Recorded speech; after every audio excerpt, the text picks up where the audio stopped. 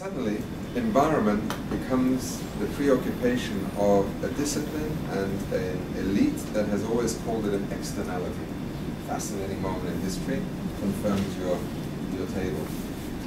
But alongside there is a second issue that, particularly from where I work in a global context, is as acute today as it was 100 years ago, which may not always be true in the West for individual nations. That's equity. In a world with 6.5 billion people, where an American in Florida with one air conditioning unit uses as much power as a Cambodian for the whole year in one day, and you know all the numbers. I mean, you can pick another place, but you know the inequity of our global economic system as it is today and how it is also stacked to move forward is going to lead us to another crisis in global cohesion. Precisely at a point where acting on the first set of phenomena would actually require us to work more closely together than ever before. Because whether you're the Maldives or the Fiji Islands or the United States, you can't solve climate change on your own anymore. Even the most powerful economy called the United States of America is basically paralyzed in the face of climate change if it cannot find a way to deal with the rest of the world. Now, in slightly jingoistic terms, that is projected into the world as well. It's the Chinese and it's the Indians, and you know, that's part of the domestic political fallout of this state of nervousness on how do you realign political forces in the world. But what it's really saying is we can't deal with this problem without the rest of the world being part of it. Well, we used to maybe be able to create a political dictate or to control the international institutions, but America today is also living in this thing called the multipolar world.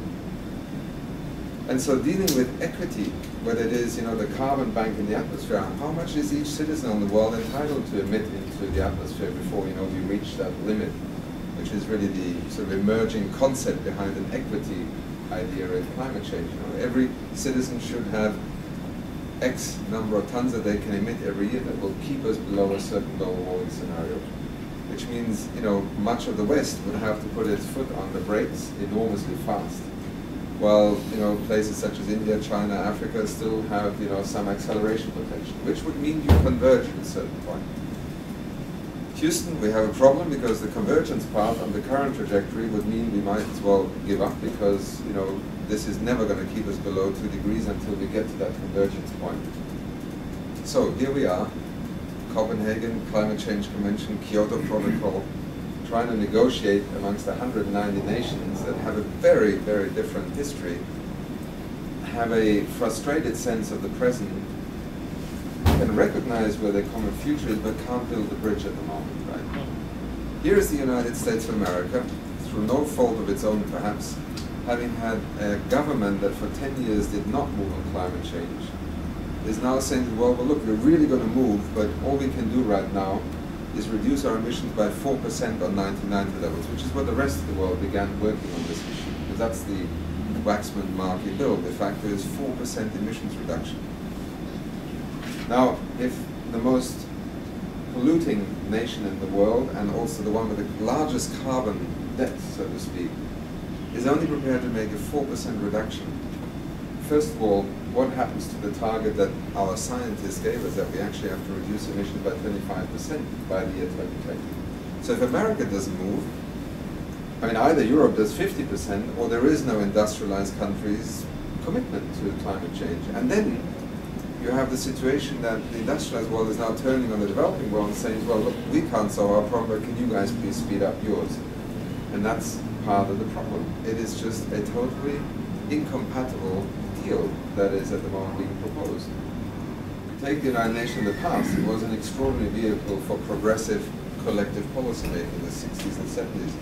Human rights, labor rights, basic environmental conventions. But if you look at the United Nations today, it is a reflection of a world completely disunited, fractured, and also frustrated by many of the false promises that international cooperation in a sense put on the table.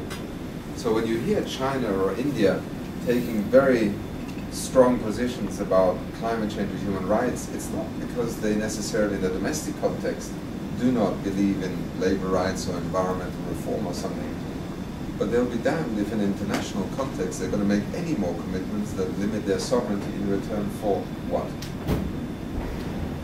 Promises.